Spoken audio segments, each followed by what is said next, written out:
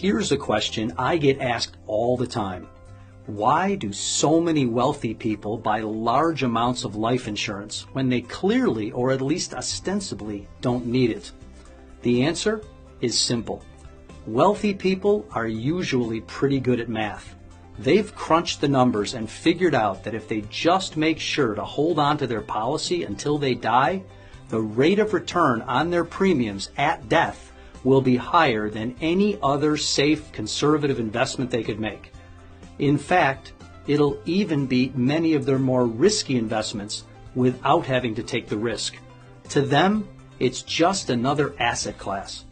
Let's face it, every investment advisor on the planet always recommends diversification. As we all know, that means not putting all your eggs in one basket. You might own some stocks, but not all one stock.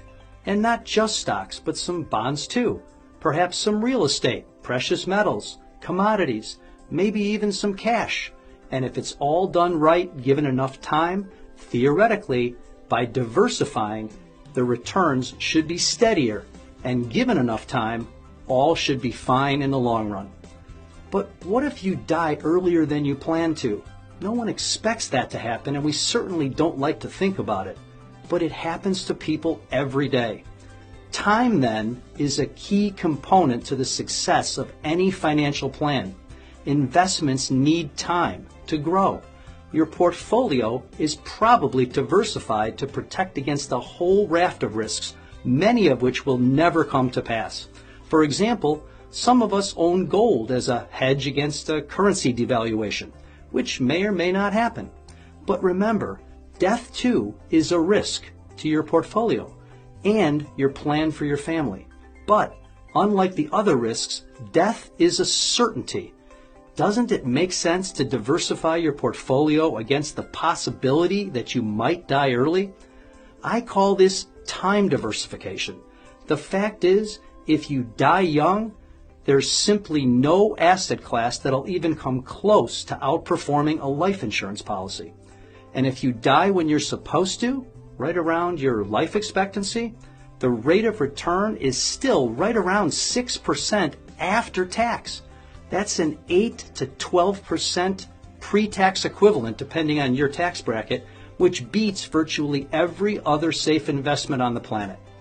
The best part is that unlike other types of financial instruments, life insurance doesn't need time to grow. For example, say you're age 55 and you buy a $1 million life insurance policy for, say, $10,000 a year. If you die next year, the $10,000 instantly turns into $1 million. Die in 3 years, $30,000 in premiums will have turned into $1 million tax-free.